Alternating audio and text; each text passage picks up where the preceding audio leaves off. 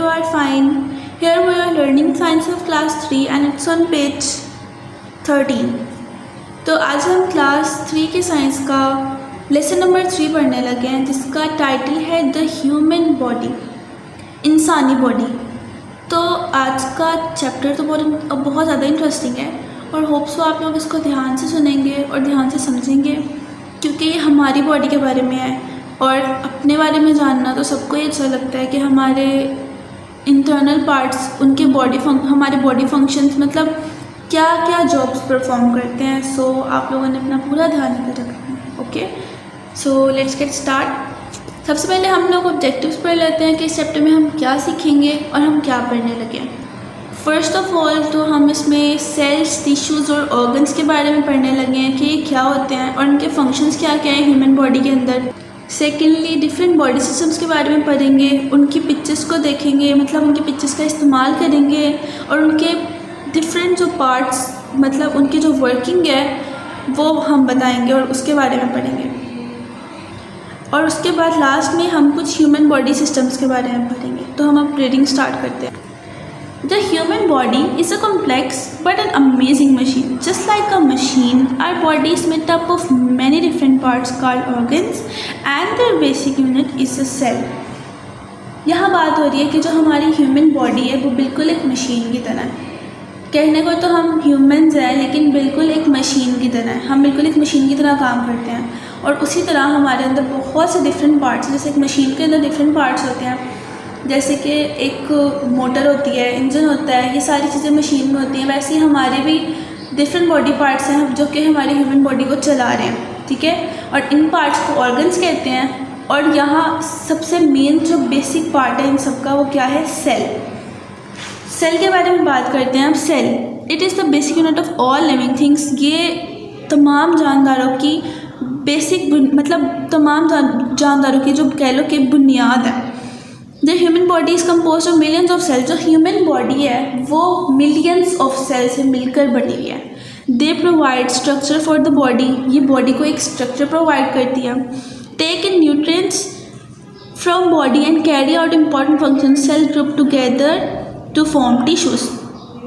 और ये क्या करता है? बहुत ज़्यादा डिफरेंट इसके फंक्शंस होते हैं। हमारी बॉडी में 3 तरह के सेल पाए जाते हैं बेसिकली, तो हम इसके बारे में आगे जाके बात करते हैं। और उन्होंने क्या कहा है, सेल मिलकर एक ग्रुप बना लेते हैं जिनको हम टिश्यूज़ कहते हैं। ओके, अब टिश्यू क्या है? A tissue is a group of cell with a similar shape and function. Tissue क्या है? एक सेल है, मतलब ग्रुप है, सेल्स का ही एक ग्रुप है जिसकी एक जैसी शेप होती है और एक ही फंक्शन होता है, मतलब सेम फंक्शन होता है। Each tissue has a specific job. हर एक टिश्यू का एक स्पेसिफिक जॉब है, एक अलग ही काम है। Together they do a number of useful jobs for the body. ये क्या करते हैं? टिश्यूज़ हमारी बॉडी के लिए बहुत ज़्यादा डिफरेंट काम करते हैं। They protect the body from injury and infection. ये हमारी बॉडी को हर किस्म मतलब इंजरी, जख्म वगैरह, इन्फेक्शन वगैरह से दूर रखते हैं। Help coordinate body movement, give the body a frame etcetera. और ये क्या करते हैं? बॉडी को मूवमेंट में रखते हैं और बॉडी को एक फ्रेम देते हैं। इसी तरह के डिफरेंट काम। Tissues group together to form organs. Tissues के जो ग्रुप्स होते हैं वो मिलकर ऑर्गन्स बनाते हैं। ओके, अब नेक्स्ट क्या आ गया? Organs. Organs are groups of tissues. Organs क्या है? टिश्यूज़ का एक ग्रुप है that work together to do a job, जो कि मिलकर काम करता है और एक जॉब मतलब मिलकर काम करता है और उसका जो भी उसका काम होता है उसने मिलकर करना है। ऑर्गन्स ने सारे काम मिलकर करने हैं। Each organ performs a particular job for the body. हर एक ऑर्गन क्या है? एक पर्टिकुलर जॉब मतलब करता है हमारी बॉडी के लिए। फॉर एग्जाम्पल, मिसाल के तौर पर lungs and organs made up of tissues that help in breathing. जो लंग्स और ऑर्गन्स हैं, जो हमारे लंग्स हैं वो भी ऑर्गन्स हैं जो कि टिश्यू से मिलकर बने हुए हैं और वो किस काम आते हैं? हमारे सांस लेने में काम आते हैं। The heart is an organ. हमारा जो हार्ट है, हमारा दिल है, वो भी एक ऑर्गन है मेड अप ऑफ टिश्यूज़। वो भी टिश्यू से मिलकर बना हुआ है। That work together to pump blood. वो भी लंग्स के साथ मिलके काम करता है, वो भी एक साथ मिलके काम करता है। क्या काम करता है कि वो हमारी बॉडी में ब्लड को पंप करवाता है। व्हेन ऑर्गन्स कंबाइन, जब सारे ऑर्गन्स मिल जाते हैं, they form an organ system, तो वो मिलकर एक ऑर्गन सिस्टम बनाते हैं।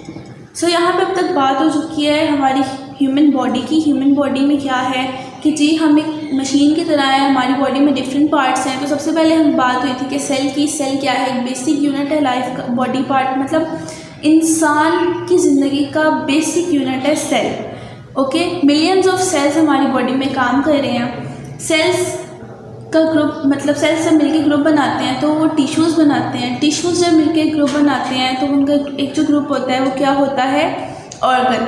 और जब ऑर्गन्स मिलके ग्रुप बनाते हैं तो वो जब सारे ऑर्गन्स मिलके काम करते हैं तो वो क्या कहलाता है, ऑर्गन सिस्टम। अब ऑर्गन सिस्टम क्या है जी, an organ system is a group of organs. एक ऑर्गन सिस्टम क्या है, ग्रुप ऑफ ऑर्गन्स है that work together to do a specific job for the body. अब ऑर्गन सिस्टम क्या है, एक ऐसा मतलब एक ग्रुप है ऑर्गन्स का जो कि मिलकर स्पेसिफिक जॉब करता है हमारी बॉडी के लिए। फॉर एग्जाम्पल, मिसाल के तौर पर the respiratory system is an organ system which consist of the nose, wind pipe and lungs.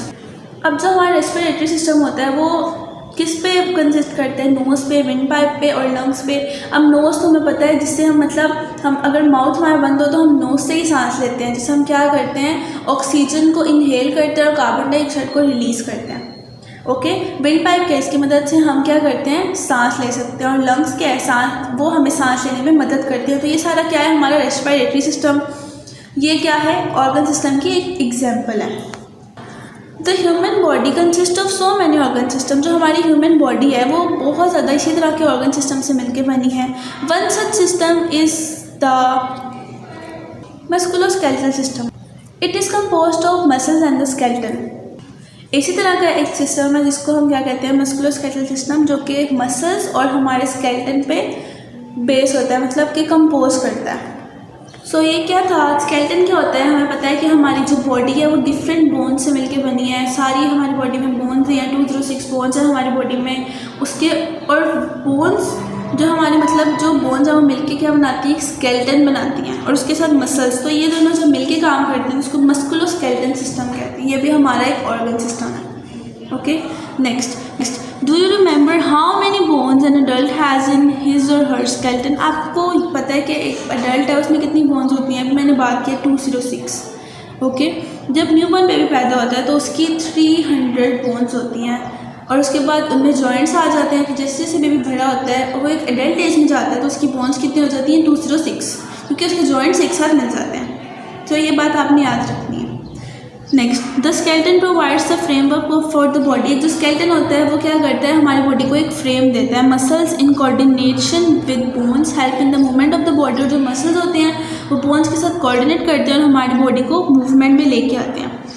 Muscles are present all over the body. हम मसल्स होते हैं हमारी बॉडी में हर जगह पाए जाते हैं। So we can say that every system has a unique function of its own. तो हम ये कह सकते हैं कि हर, कह लो कि कहाँ क्या,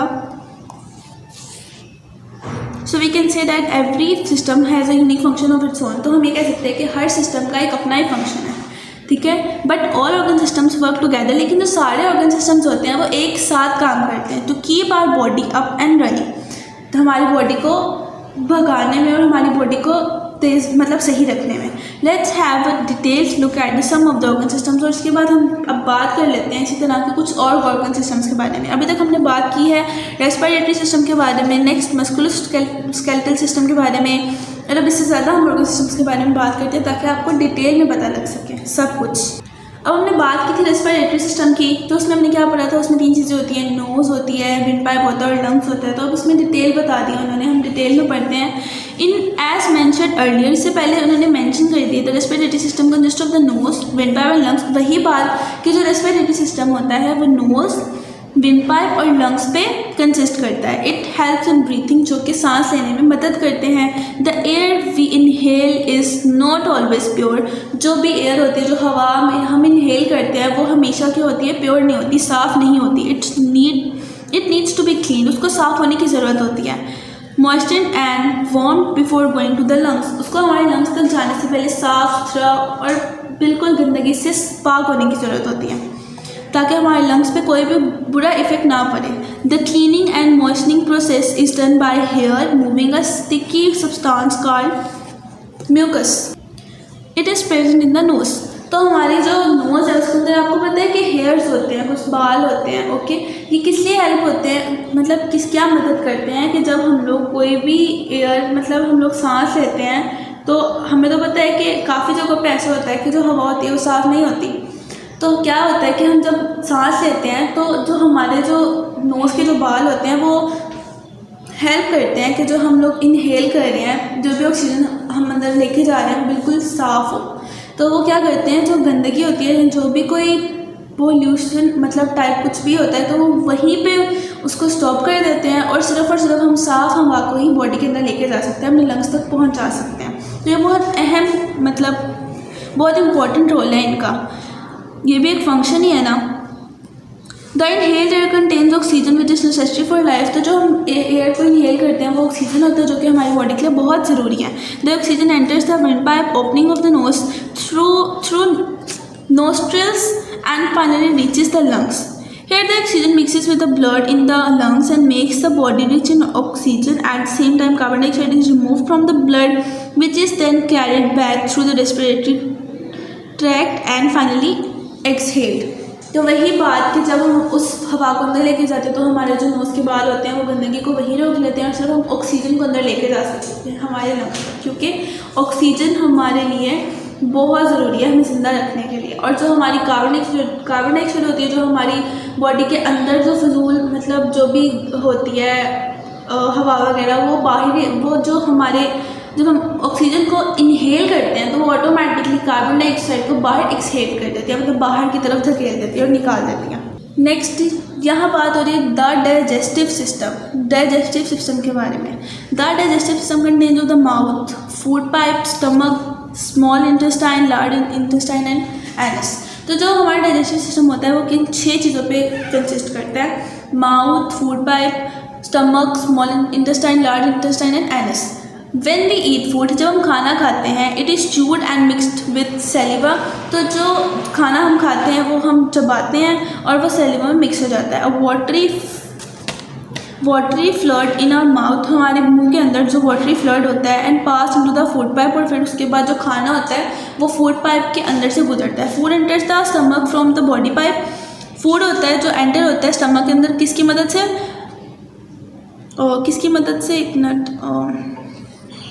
हाँ, जो हमारा फूड होता है वो स्टमक में एंटर होता है फूड पाइप की मदद से, ठीक है। जो हमारे गले के अंदर जो छोटी सी जो बनी होती है पाइप उसको फूड पाइप कहते हैं। ये जैसे आपको यहाँ नज़र आ रहा है, इन्होंने हमारी जो हमारा मुंह है उसके बाद यहाँ पे छोटी सी जो लाइन टाइप बनी हुई है इसको हम क्या कहते हैं, फूड पाइप, जो कि हेल्प करती है हमारे खाने को हमारे स्टमक तक पहुँचाने में। So here food mixes with some digestive juices and become soft. तो इस तरह क्या होता है, हमारा जो फूड होता है वो हमारे कुछ डाइजेस्टिव जूसेस के साथ मिल जाता है और बहुत सॉफ्ट नरम हो जाता है। Then food enters small intestine. उसके बाद जो हमारा फूड होता है वो स्मॉल इंटेस्टाइन में चला जाता है, वे डाइजेशन टेक्स प्लेस, जहाँ पे डाइजेशन होती है। The digested food gives us energy to work and play. तो उसके बाद जो होता है, जो डाइजेस्ट किया हुआ जो फूड होता है वो हमें किस लिए मदद करता है, काम करने में और खेलने में। The undigested food is then pushed into the large intestine. और उसके बाद जो फूड हमें डाइजेस्ट नहीं हुआ होता वो किस में चला जाता है, लार्ज इंटेस्टाइन में। And finally exerted out from the body through the anus. और उसके बाद क्या होता है, हमारी बॉडी से निकल जाता है। जब हम वॉशरूम जाते हैं तो वो क्या होता है, हमारा जो स्टोर्ड फूड होता है जो कि हमें डाइजेस्ट नहीं हुआ होता है, इनडाइजेस्टिव फूड होता है, वो सारा हमारा उसमें निकल जाता है। ओके, तो ये था हमारा डाइजेस्टिव सिस्टम। सो लास्ट में यहाँ पे है the circulatory system. Circulatory system consist of the heart. जो हमारा सर्कुलेटरी सिस्टम होता है वो हार्ट पे कंसिस्ट करता है, ब्लड पे और ब्लड वेसल्स पे। The heart is a pumping organ. जो हमारा हार्ट है वो पंपिंग ऑर्गन है, क्योंकि हमें तो पता है कि वो ब्लड को पंप करवाता है पूरी बॉडी में। It pumps oxygen rich blood to all parts of the body. ये हमारी बॉडी में क्या करता है, ब्लड को पंप करवाता है, हमारे हर बॉडी पार्ट तक ब्लड को पहुंचाता है। इट हैज़ 4 चैम्बर्स की 4 चैम्बर्स होते हैं। On average the heart can pump 7 litres of blood around your body. तकरीबन हमारा जो हार्ट है वो तकरीबन 7 लीटर जो खून होता है वो हमारी बॉडी में पहुंचाता है, ठीक है। यहाँ पर हमारी पूरी बॉडी में पंप करवाता है। सो बच्चों, ये था हमारा यूनिट नंबर 3 क्लास 3 का। यहाँ पे कुछ पॉइंट्स टू रिमेंबर है, कुछ याद रखने की बात नहीं है और आप लोगों ने पढ़नी है और समझनी है। The human body is a complex but an amazing machine. It is compose of cells, tissues, different organs and organ system. तो ये बात की जो हमारी ह्यूमन बॉडी है वो कहने को तो एक बॉडी है, लेकिन क्या है, एक मशीन है, क्योंकि वो उसके सारे जो काम है वो एक मशीन की तरह ही है. उसमें डिफरेंट पार्ट्स हैं जो कि डिफरेंट जॉब्स परफॉर्म करते हैं, जैसे कि cells, tissues, different organs and organ system. Cells are the basic unit of living things. Cells combined to form tissues. सेल्स क्या होते हैं, एक बेसिक यूनिट है लिविंग थिंग्स का, और ये क्या करता है, सेल्स जब कंबाइन होते हैं तो एक टिश्यू बनाता है. And organ is a group of tissues that work together to do specific job. और ऑर्गन क्या होता है, जब डिफरेंट टिश्यूज मिल जाते हैं और वो मिलकर एक ग्रुप बनाते हैं तो वो ऑर्गन बनाते हैं, और उनका भी अलग ही काम है. And organ system is a group of organs that work together to do a specific job for the body. और लास्ट में ऑर्गन सिस्टम क्या है, जब हमारे ऑर्गन्स मिलके काम करते हैं और डिफरेंट जॉब्स करते हैं, जो डिफरेंट हमारी बॉडी को चलाने के लिए, उस हमारी बॉडी को ठीक रखने के लिए जो डिफरेंट जॉब्स परफॉर्म करते हैं, तो उसको हम ऑर्गन सिस्टम कहते हैं. सो बच्चों, प्यारे बच्चों, मुझे पूरी उम्मीद है कि आपको ये चैप्टर समझ आया है और आप लोगों ने ये खुद भी पढ़ना है. और अपना बहुत ख्याल रखिएगा. इंशाल्लाह नेक्स्ट चैप्टर में बात करेंगे. नेक्स्ट लेक्चर में अपना ख्याल रखिएगा. अल्लाह हाफिज़. Dear students, please subscribe our channel, press the bell icon, like, share and comment the videos. Thank you very much.